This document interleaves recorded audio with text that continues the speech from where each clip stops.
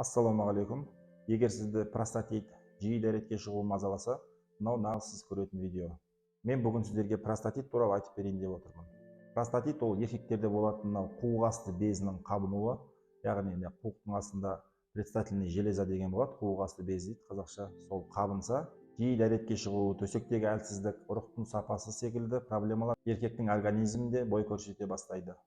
Простатит деген мінекей мына суреттегідей көріп тұрғандарыңыздай, мынау еркектің қуығы болса, мынау қуық асты безі, егер бұл іссе, мынау ортадағы зәр шығатын каналды қысып қалады. міне мына суреттегідей без ісіп кеткен, воспаленная простата дейді, қабынып тұр без.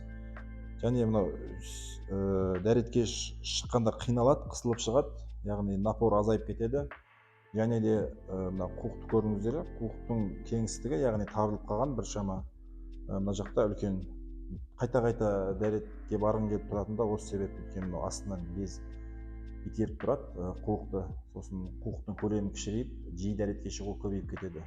Жалпы бұл простатитті емдеуге бола ма? Мен әрине болады деуші едім. Себебі мынандай дүние бар, бізде алтын қоңыз деген пакетке салынып тұр. Бұл алтын қоңыз именно осы қуық асты безін емдейді. Осыдағы суықты, мынау ірің сияқты нәрселердің бәрін осыны ішкен кезде шығып, примерно бір 2 айдай ішесіз. Простатитті осы арқылы емдеуге әбден болады. Бұл емнің түрін қайдан алдыңыз десеңіздер, мен 5 жылдан бері халық емшісімін. Осы салада біраз нәрсені білемін. Өзімде біраз тәжірибем бар. Өзімді простатит мазалағандықтан көп нәрсені осы мәселе бойынша көп ізденгенмін. Көп жерге барып ем таба алмай әбден қиналғанмын да. Сонысын бір кісілерден естіп, осы алтын қоңыздың пайдасы бар екенін естіп, соны іштім. Аллаға шүкір емделдім.